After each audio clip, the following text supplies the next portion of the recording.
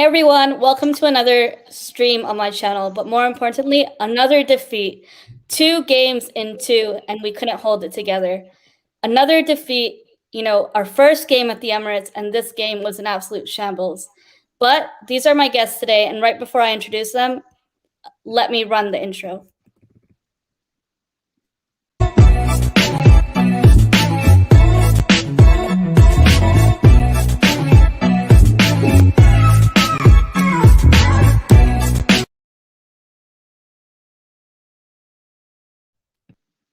So today I'm going to be doing a stream accompanied by This is Luca's Life, who's an Arsenal fan, and Willie. And then we have an opposition fan on here, who's Peter, who is brave enough to come on the stream with Arsenal fans who are very, very disappointed. The same mistakes we've seen last season, we've seen them transpire again on the pitch. And I think today's performance, this transfer window cannot be justified enough for me. And, it shows how desperately we need a new right back. And, Odegaard coming in and not having his visa sorted, Ben White having COVID. Without Thomas Partey and without Gabriel, we really struggled. So, Peter, big up yourself for coming on my show today. I really appreciate that.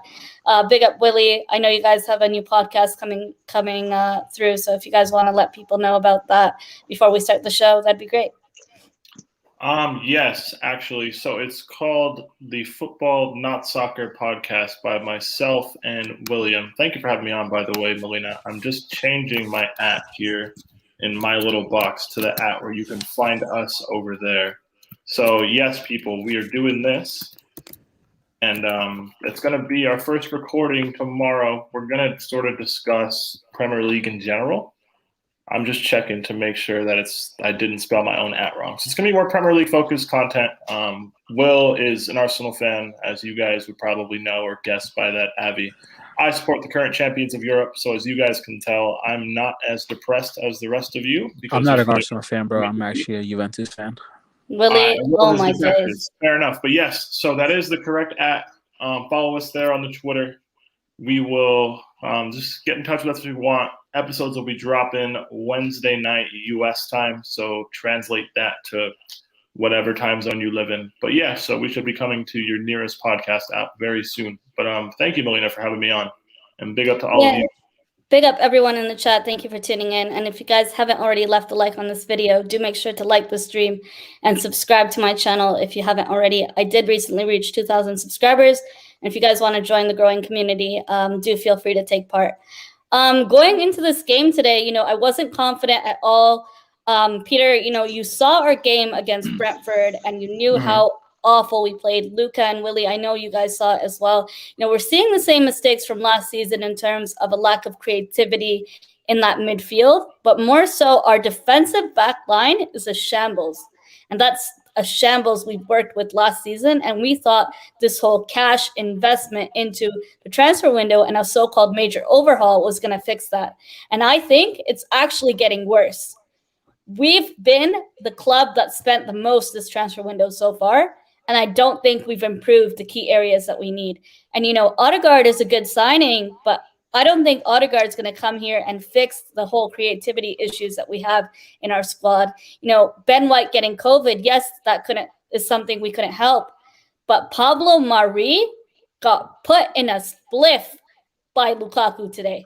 And Lukaku came hungry with an appetite because there was a buffet for him at the Emirates today. So Luca, I'm going to start with you. What did you make of that performance today? You know what, right? Thanks for having me on. And first, congratulations on getting 2K. I want to be up to you on that one. Congratulations on you getting to 2K. Thank you so much. No worries. The thing is, first 10, 15 minutes, I thought we were toe-to-toe with Chelsea. I thought we had little moments and all that stuff. I thought, it could be one of those games where we actually put a result. First home fans back in over 18, 19 months.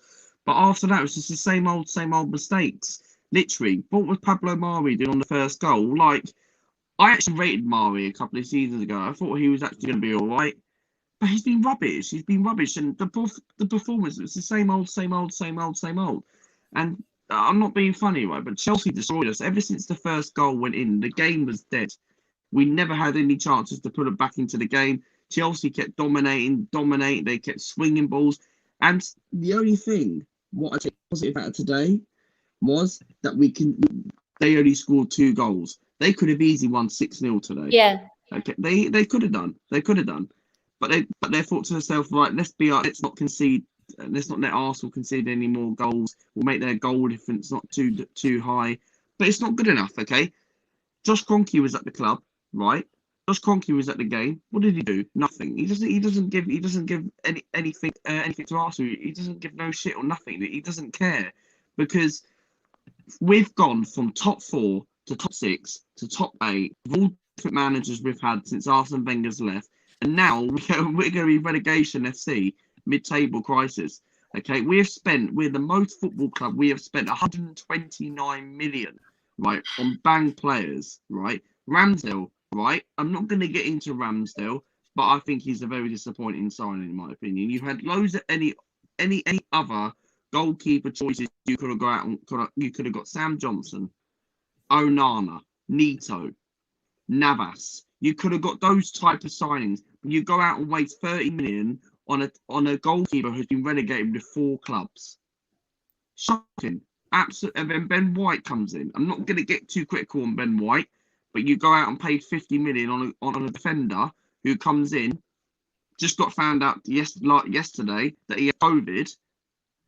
The only best player who I think would have had a decent game, in my opinion, or tried to, was Lukonga. Yeah. And you need to get rid of this manager quick, because this manager needs to go. Otherwise, we're not going to see the best of Lukonga. If you bring a decent manager who's going to come in, right, you'll get the best out of this guy. And Lukonga, what is he, like 21 years old, right? This guy, right, we bought him for 17 million from Anderlecht, right?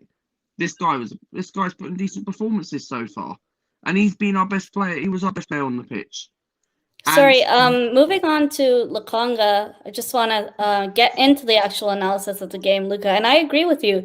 You know, throughout this game, Sambi Lukonga was really fluid on the ball, forward thinking, and looked really calm and collected. Something that we saw against the Brentford game. You know, although it was our season opener and we performed awful, Sambi Lukonga looks like a player in the making and a gem of a signing. And I'm impressed with him so far. You know, he put really good ball throughs for Kieran Tierney. But then again, you know, something Willie mentioned in the Twitter space earlier, this whole Tierney reliance on the attack is not healthy. You know, having Tierney to do everything, to defend and attack, on top of, you know, making up for other players who don't move forward.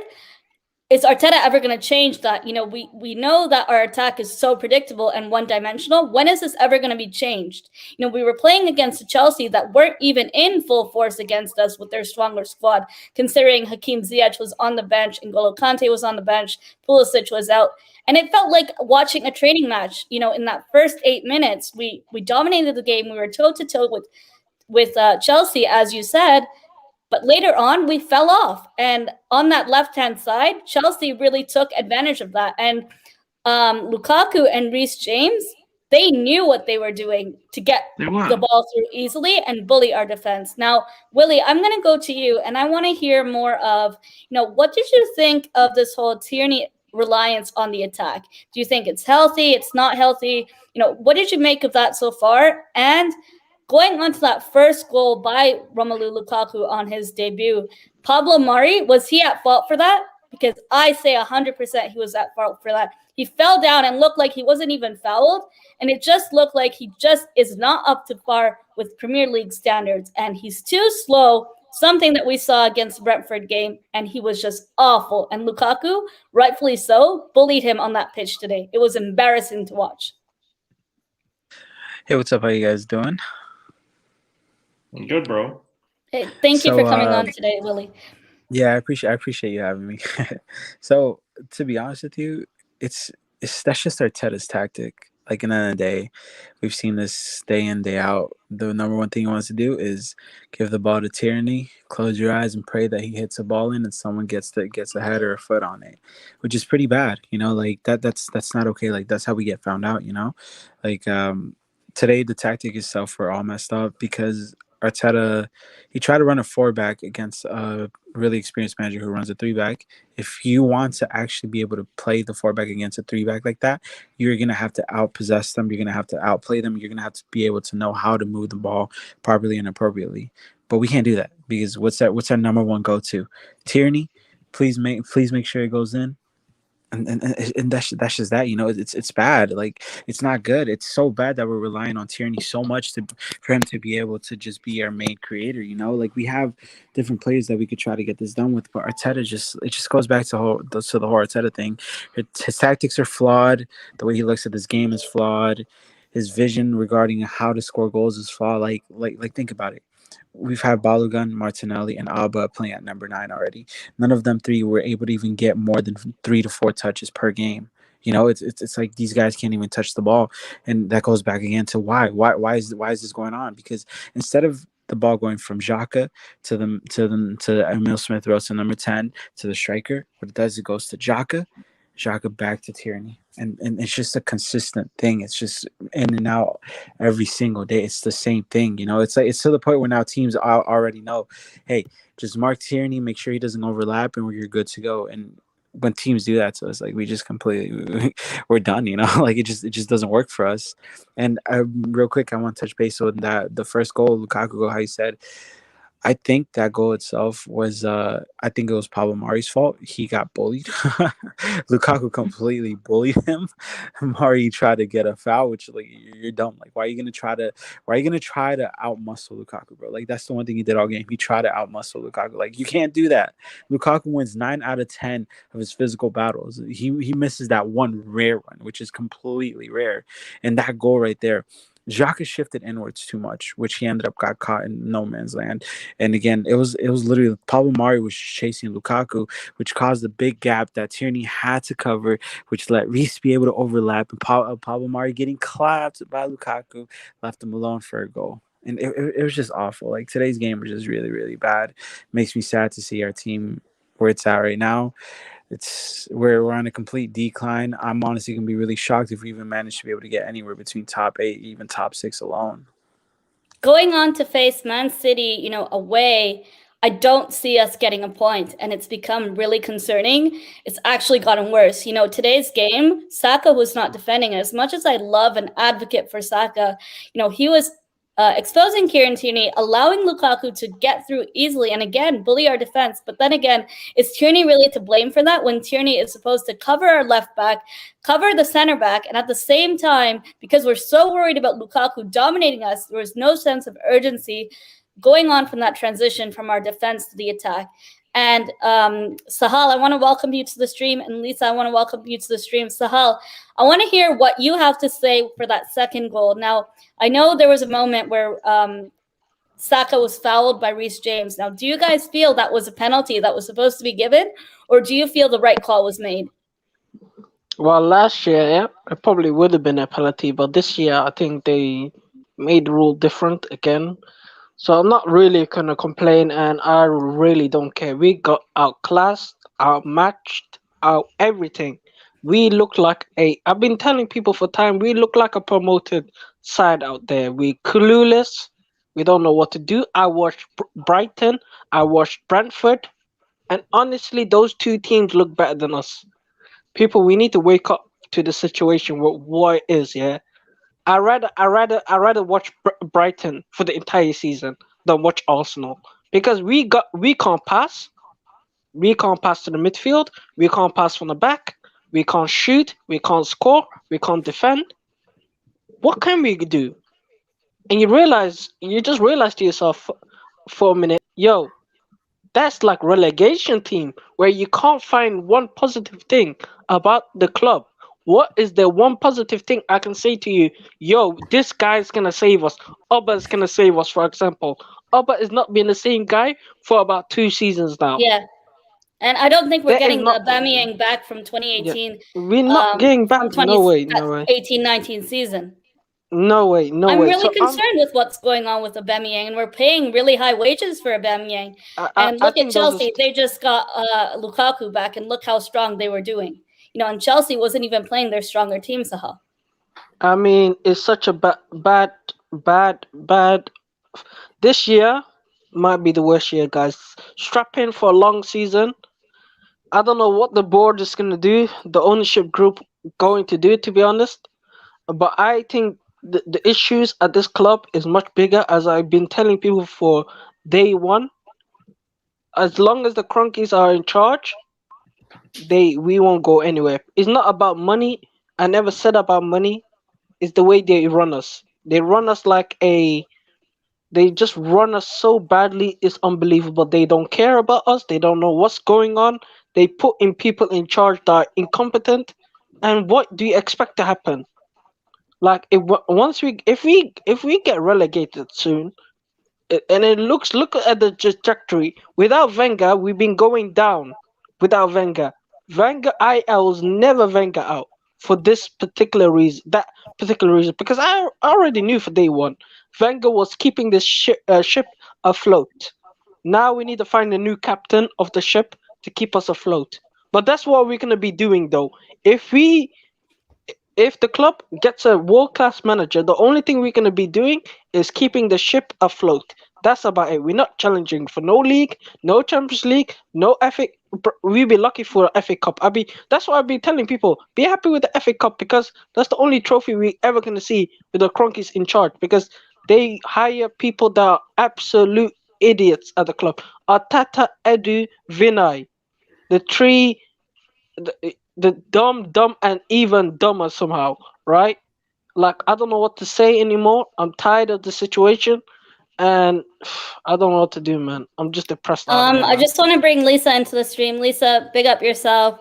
Hope you're, trying to survive after this defeat. I want to talk to you more of tactical side. Lisa, if you think we should have played a back three, to match Chelsea's system, and in the end we decided not to. Do you think that costed us, or do you think even if we played a back three, it wouldn't have changed much because we didn't have a first team to begin with? Some of our players were ill with COVID, and had injuries like Party and Gabriel. But do you think that would have changed? I'm not sure, but before I continue, Peter, you look pretty good, man. I'm liking the haircut. But I just wanted to say, it's the same hair, just different angle. I'm giving you a compliment. Take it. I'll take it. But, Thank you, Lisa. Thank you, miss. Even like before I can go on like the taxes that was on, I didn't see any urgency. I didn't see, as I said, the simple basic things that you need as a footballer of I don't know, pressing as a unit. Like, it wasn't organized. It was just all over the place. And the thing is, I was having a conversation with my friend when I said that wasn't Chelsea at their best, like 100%. We just made it so much easier for them, to the point where it looked like a training ground. So even if you move to like a back three, for me, I personally think that it wouldn't change anything, because the players that we had out from the first 11, yeah, it's just a mess. I can't go on. I'm too angry at this. Now I'm going to go to the opposition. Now, Peter, before I get to you to rip Arsenal apart just like Lukaku did today, Peter, honestly, I think you guys at one point took pity on us, because that would have been 4-0, 5-0. The way, Lukaku, it wasn't just Lukaku, it was a link-up play with Lukaku, Reece James, and, Jorginho, Kai Havertz had a good game. I was not impressed by Mason Mount today. I think Mason Mount didn't do as well as I wanted him to do. And Johnny, yes, I do have minerals, but obviously not as much as you, Johnny, if you're watching this.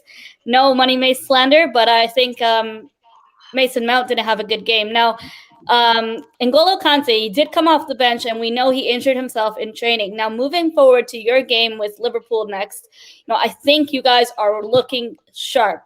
And, this was Arsenal you were facing, but were you scared in that first 5-6 minutes before Lukaku had that shot?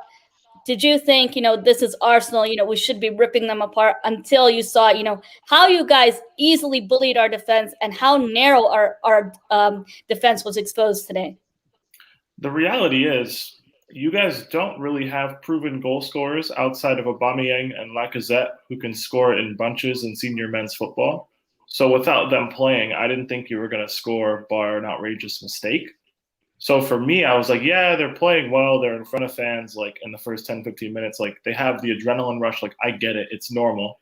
But I always thought, like, once we settle into the game and the wingbacks get nice and high, and you open up that central area and you make it really tough for Arsenal to close the ball down, we've got good enough players in transition and we've got a consistent enough pivot to win the battle there.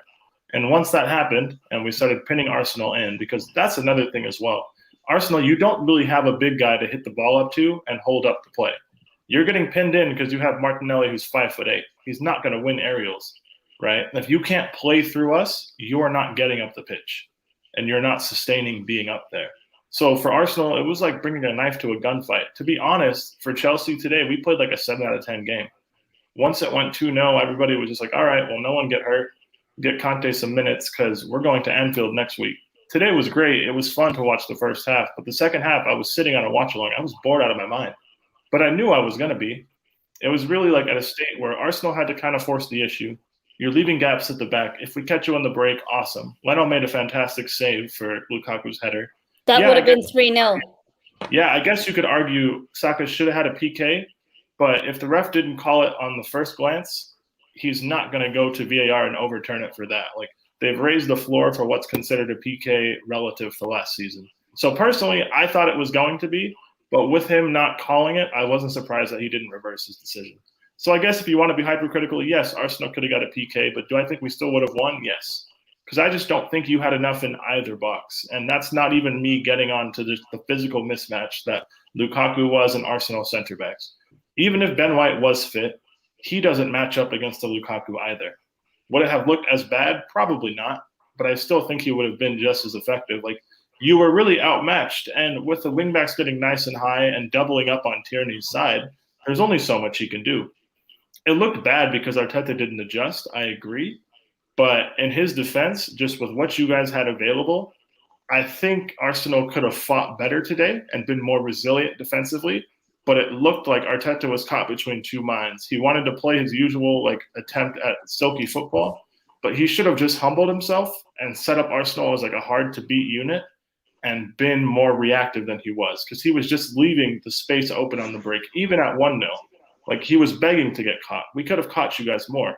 I think in transition in the first half, we were pretty poor. Yes, we scored once off of it, and that's great. But I still think we could have done better. We could have done more. But, I mean, it was a routine win. I'm not upset at all. I'm pretty happy. And, I want to go back to the Arsenal fans on the panel today. There was supposed to be a so-called protest for Arteta out, Kroenke out. And, sorry, I'm going to go in order of the Arsenal fans on the panel. So Luca, Willie, Sahal, and Lisa. Was that a protest to begin with? Where were the fans? I know Mo, big up Mo, the Liverpool fan, he actually sent a video and he said there was more people at the Armory buying the latest kits than at the protest. Now, if we can't make our voices heard for this owner to get out of our club, the Daniel X situation is now up in thin air. We haven't really heard much of that going on. And with the state we're going now, going on to face Man City away in their yard, I don't think we're even going to end up getting a point. And, this question comes up, do you really think you'll be in a relegation battle? And I want to hear what you guys have to say. Are we that bad? Are we overreacting? Or is this something that's worse than last season that we're seeing transpire? So, Luca, I'll start with you first, and then I'll work my way around the panel. Thank you very much. To be honest, right, in my opinion, it could be a relegation battle. People might say, right, okay, we're overreacting. Yeah, we're not as worse as we is. But I think it could be a relegation battle because you're losing to Brentford, right? Okay, we can accept it. We weren't confident against Chelsea, I get that. But Brentford, you should not be losing to teams like Brentford. I'm sorry, but literally, the way our fans are not even protesting, right? They should be protesting. If they actually really care about the club, then they really need to start protesting. They need to really end up going into these shops, because at the end of the day, right, it could be a relegation battle, and I think we could, because we've got Manchester City next week. I literally can see us losing 5-0 in the game. I genuinely think I can. I genuinely think we can lose that game 5-0 because things are getting really worse with all the injuries, the COVID and that. And I think we could be in a relegation battle. But Arsenal really need to wake up now. What's it, 8 days until the transfer market closes? We've not even got top right back. Why is Maitland-Niles on the bench? No one never mentioned about Maitland-Niles. Why is Maitland-Niles on the bench? Cedric looks dead, in my opinion.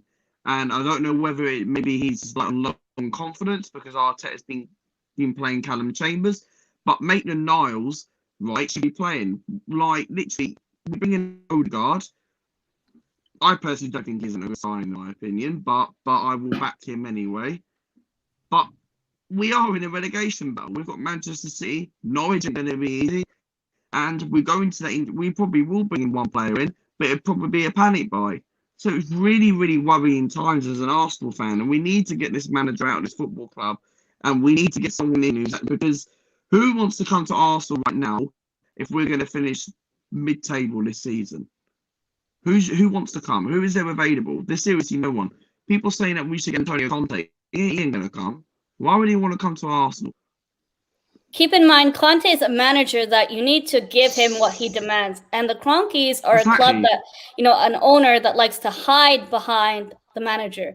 They've done it with Wenger. They tried to do it with Unai Emery. We didn't give Unai Emery enough time and we sacked him. At that time, we could have got Ancelotti and we didn't get him. And I think this Conte links is just paper talks. I don't think Conte would come to Arsenal. We wouldn't give him the management he wants and the players he wants. Moving on to that question of relegation battle, we're in 19th place as we speak right now, guys. And, going on to face Man City away, I'm not confident with our squad. And this just shows, Willie, I'm going to come on to you. With the transfer window coming to a close very soon, does this game and last week's game against Brentford away show you the urgency that we need a right back more desperately now than ever? So for me, to be honest with you, I do believe that we do need a right back, but what we need more is a midfielder. And like today, the perfect example would have been the whole Jacques Sambi situation. So whenever Sambi was trying to defend or try to press, Xhaka just left such a big gap behind him that he couldn't cover himself. And Xhaka just, I don't know, he likes to shift wide to the left side a lot. And it's just, Sambi was pretty much just in the middle all alone. This is why Mount and Lukaku had so much space to do what they have to do. But, and if we're being honest with ourselves, this is a clear call that we need more shinings. We need a midfielder and we need a right back ASAP. But do I believe that's going to happen? No. Do I believe that Josh and them are actually listening to us? I don't think so. Do I want it to happen? Of course I do. But it's just one of those things, It's like we need it, but are we going to get it? We're not too sure if we're going to get it. And I just want to touch base as well too. How you guys were talking about relegation, we have to be honest. When it comes to the relegation talk, it's not gonna happen. Let's be honest. There's way more worse teams than us out there, like in Norwich or stuff like that just can't even reach to our levels. Plus, we have key players as well, like the likes of a Pepe or stuff like that, who aren't firing up right now. They're gonna fire up against a smaller team with a worse defense. So it's relegation it's off the table. Do I see us finishing probably below mid-table? Yeah, I see us ending bottom half of the table, but not relegation. And when it comes to the whole Conte talk, I agree with you, Melina. I don't think it's gonna happen. I don't believe that it's gonna happen. But one thing we can't do is say that the club hasn't backed us, because we've been backed fully. Look at how many signings Mikel's gotten already, and he's just not signing the right players. That's our biggest issue. We sign big names, or we sign expensive players, but they're not the right players that we need. Like Ben White. Do we need him? Absolutely not. Could we have just gambled with Saliba like we're gambling right now? Of course. Could we have used that for a Basuma? Yeah. But are we? No. And it's just comes to the whole management stuff and the whole ado stuff. For me, we just need to see some sort of change ASAP. And Sahal, I want to ask you this. So not only do you think, I know we're 19th on the table right now as we speak. Sahal and Lisa, I want to ask you guys, how worse do you think it's going to get before this manager is sacked? And let alone, do you think Edu and Vinay will walk if Arteta was sacked? Honestly, let me tell you the truth. The truth of the situation is they're not firing Arteta until it's mathematically they have to, basically. So it's not going to be now. It's not because we're going to beat Norwich. There's no way in hell we losing to Norwich. Okay, if we lose to Norwich, you're not seeing me again. Because losing to Chelsea or City, that's acceptable. Losing to Norwich and Brentford, Back to back. The Norwich. If we lose to Norwich, I'm not on. I'm not on Twitter anymore. Honestly, I'm not even taking the piss, right? I'll hold you to that, bro. So no, I'm not even. I'm not taking the piss, bro. I'm literally gone, bro. Look, yeah. Honestly, yeah. Hear me out, right? Hear me out. We're gonna beat Norwich. Because we beat Norwich, they're gonna make a positive spin on it. They're gonna give us the usual Arsenal PR bullshit. So it's gonna come out, Language. and then we're gonna be all Arteta in, Kroenke in. They might buy us Basuma to get us happy, and we all can forget this about 2 or 3 weeks time. You watch it. So in the big picture of things, I think they will fire him around Christmas time. If you're telling me I think they will replace him with someone like Graham Potter, and we'll be back here in this time next year. This time next year, we'll be in the same place. And sorry, Lisa, I want to ask you this question. So Mhm. moving forward to play Man City away, do you think Thomas Partey will be back? We just heard reports from Chris Wheatley today. Whether it's reliable or not, Thomas Partey is looking unlikely to start for the Man City game. Are you really concerned with the squad that we have going forward? And if we could make one last signing, I know you guys would probably say a new manager or a new owner. But that last signing, Lisa, who do you think it would be? Do you think it's going to be another midfielder, a right back, a center forward? Who do you think, if we were going to have another signing, that's even something that's up in thin air. Are we even going to have another signing coming up with the transfer window coming to a close really soon? Do you see another signing coming in, Lisa? And if so, who do you think it's going to be? Logically, if Arsenal was run as a nice organization, I would 100% yes, because as it is at the moment, it's quite evident that injuries and COVID positive cases are going to come up. So you have to kind of back yourself in the sense, okay, the bench already is not good enough. So if my main 11 players are getting injured or are getting tested positive for COVID, we have to kind of back ourselves and get like more midfield. I prefer to get a striker, midfield, another attacking midfield, and a right back. But the way it's going, I kid you not, this is what Arsenal as a whole do. They're not going to really do anything until the mess gets a lot bigger. Then that's when they're going to be proactive in it. So City, that's another case, because you know how ruthless City is. We know the game plan and how they play from out the back.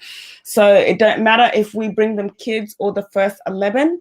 If we're going in there with the same attitude or not actually showing any simple basic of football, of actually pressing the team as a unit or getting just the first ball, just the simple things, it's just going to be a lot uglier. And what the Cronkies are going to do yet? They're not going to fire this man unless like we finish like 17th or we're around 17th around November, December. They're not going to do anything, because from their point of view is we spent all this type of money.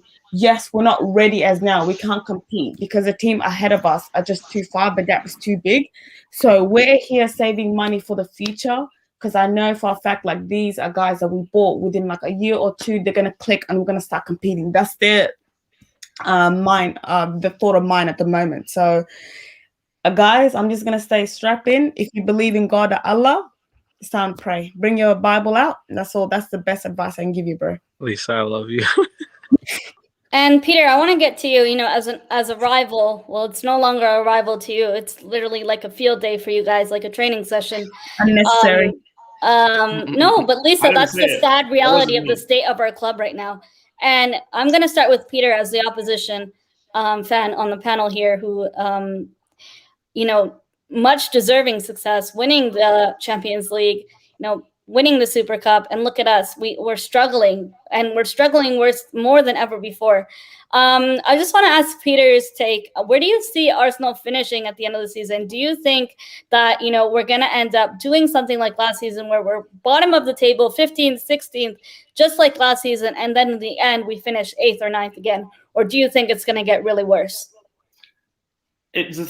For me, it depends. If you lose that manager over the international break, I think you could bring someone in and build some momentum in time to have like a late charge for Europe. I said 7th before the season. but obviously I thought there would be some sort of improvement. I think the wool was pulled over my eyes with Arsenal's last 5 games last season. Like, you ended on 5 wins. Everyone was acting like, oh, like we were second since Christmas or whatever, like false table they wanted to make, right? But you see nothing really carried over from May to now. It looks like a team devoid of ideas and really, really short on top-end talent. You guys just don't really have the goals to compete for top 6, in my opinion. Like, I never thought Arsenal would break into the top 5 that's been constant for 2 years.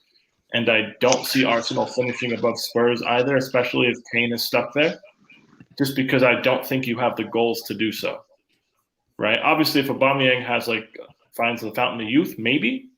But I think that's really the only chance. It's really quite simple. I think even with a solid back line, you need goals to win points. I just see Arsenal in a lot of frustrating draws or a lot of slim defeats. They're just not able to maximize actual performances. But now the performances have kind of disappeared.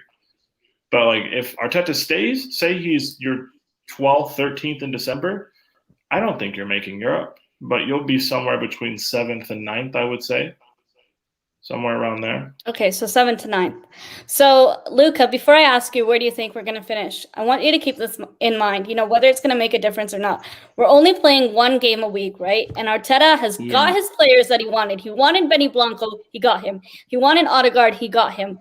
He wanted to splash the cash on these signings, and he got the signings he wanted.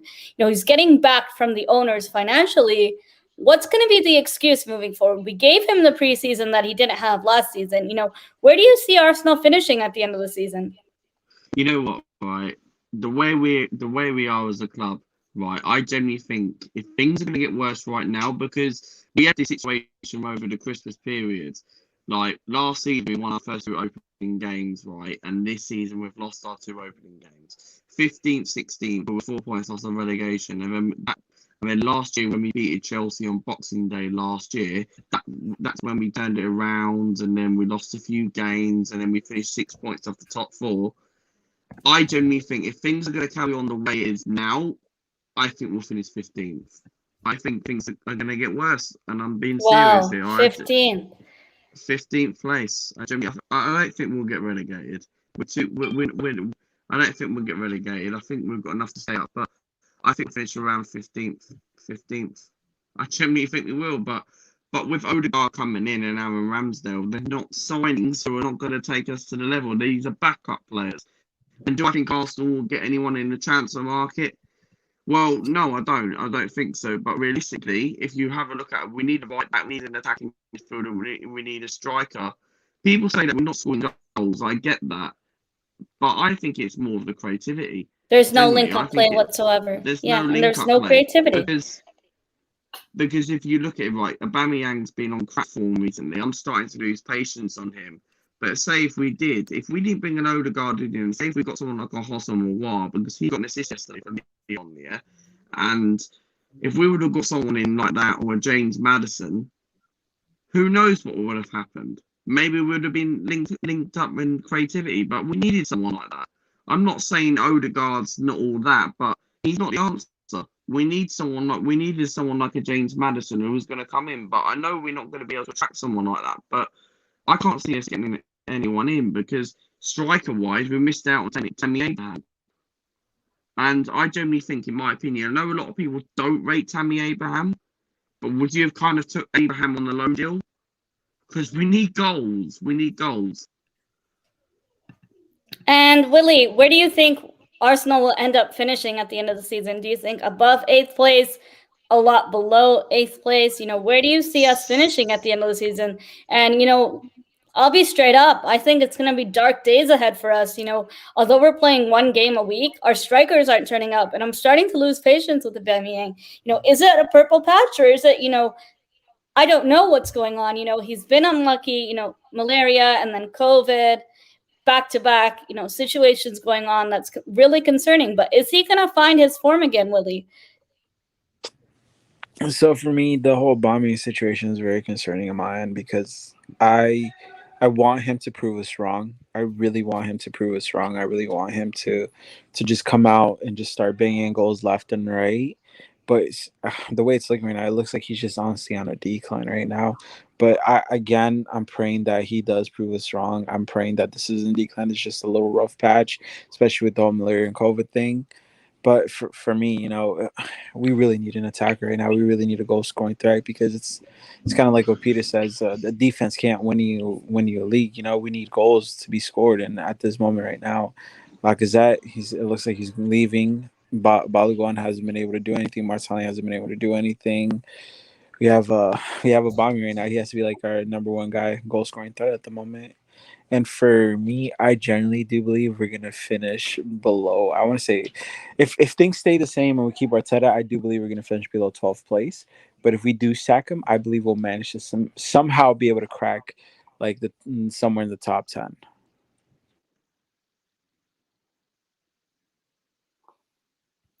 Sahal, where do you think we'll finish at the end of the season? And then Lisa, I'll come to you. Hopefully you bring some positivity, but I don't see much left with this club. Look.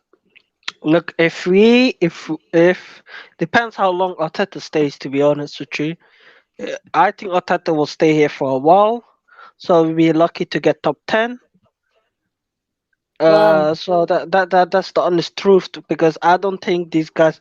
Look, if they fire him tomorrow, I think I say sixth. But our strikers can't finish anything. They haven't been scoring. I've been telling people for time, and I don't know if the Cronkies are willing to invest more money that they already have in the project, or whatever you want to call it, in Arsenal. They already spent the most. We have spent the most, and we haven't improved in a single area of the pitch. How scary is that, guys? The people in charge are ridiculous, stupid idiots. But what can I say? We're gonna be finishing. I say, ironically, we're gonna finish 8th again. We're gonna be 8th for life. And sorry, Lisa, before we wrap up the stream, where do you think we'll finish at the end of the season? Do you still have hope, like you said on Mo Hader's channel, that we'll end up finishing 4th and winning the FA Cup? Thanks for calling me that out. People here didn't know. So, you know what? I'm going to stand in it. I said it. It's online now. I'm going to stand in it. In the miracle of the football God bless me, somehow we get top 4 in FA Cup. I'll be the one that be, drinking my wine and getting my money. But yeah, I'm going to stay in it. Yeah. I'm not a delusional fan. Wow, so you're staying with your saying of top 4, and on top of that, winning an FA Cup with this manager and this squad that we have so far, assuming we're not signing a creative midfielder, a midfielder in general, or a right back by the end of this transfer window. At least one of them. I already said it. It's too late. I can't backtrack. But Peter, I saw that smile. I know you're dying deep in there, my delusion. He's holding his laughter back. But guys, it's been great. It's been great doing the match review. I know, going into play Man City away, I have no hopes for this team. Hopefully Thomas Partey is fit to play and Gabriel is back. But this club is just so unlucky. And I think we're cursed. I think we're cursed. We left Highbury to build the Emirates and compete for trophies, yet we've fallen so far behind. And, it's getting really concerning, seeing other teams improve and seeing the likes of Chelsea just win everything. And we're here falling behind. And it's like, when is this ever going to end? And now, before I wrap up the stream, I'm just going to say this, some Arsenal fans, they like to think that one player, like Maddison, if it was ever going to happen, or Odegaard even, is going to change our fortunes with this club. And it's not just the player who's supposed to improve us. We have a lot of problems from the top to the bottom, and some of our fans, this was a good wake-up call, but some of our fans are still riding on hope that this manager is going to be the one moving forward. And I think today, Arteta got the tactics wrong in terms of the style of play. We should have tried to meet Chelsea's style of play and formation, and changing, not being able to switch from the defense to the attack, our players letting us down, individual player errors really costed us this game. And it's not just the fact that they had COVID or weren't able to play due to injuries. But with this squad that we have, it's just not good enough to get us competing, to the likes of a top 4 like Lisa wanted us to do. And, going into play City, I'm not confident. If we can get a draw, that'll be great, because right now we're 2-2 and we have 2 defeats. And losing at home, after a terrible season last season, I just don't feel right going into this season. We're going in with a lot of disappointment, no hope, just like Sahal said. And, Eleanor here, big up yourself. She says, you still have to play Man City. You may win or draw. And that's exactly what fans told us against Chelsea today, considering we had a good record against Chelsea. But, we got outplayed and outclassed in our own yard. And that's the end of this match review. So I hope you guys like the match review. I want to big up all the guests for tuning in today. And if you guys want to take a minute and let everyone know where they can find you, I'll start with Sahal. Hello. Yeah, you can find me on Twitter on Miguel Aziz 35.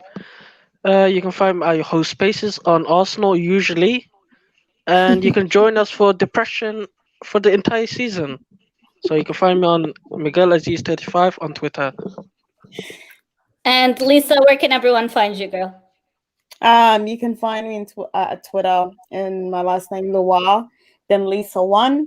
Yeah, that's about it. Peter, yourself? Right there. My actual personal Twitter account is linked via the podcast account. I will be on Spaces, either myself or Will, through that. I talk about all things Chelsea quite often. But yeah, so I'm there if you want to talk ball or anything. But please do not abuse me in my DMs, because I'll just ignore you. All right. And Willie, where can everyone find you today? Well, just like Peter, you could follow us at _FNS podcast. Right there, we're both linked in the bio. You can see both our links. Peter, big up to Peter. He's give him a follow. He's actually a very non-diluted, Chelsea fan. He could have ripped us apart on this panel today, but yeah, there's no need. There's no need. And Luca, last but not least, where can everyone find you and your channel? Yes, my channel. This is Luca's life. Yes, I do content in that. Make sure you subscribe to the YouTube channel. Currently sitting on 1.130, 1,130. So if we can get the channel up to 1,200 by November, that'd be really appreciated. But thanks for having me on, Miss Melina, and thank you very much. Yeah, thank you so much for coming on the show today, everyone. It wasn't a result that we wanted at all, and this club has a lot to work on. But moving forward into this week, I will be doing a lot of FPL content, so stay tuned for that until the next match review of Man City, and hopefully we can get a draw or a win if we're lucky. But for now, have a great night, everyone, and take care of yourselves and take care of each other.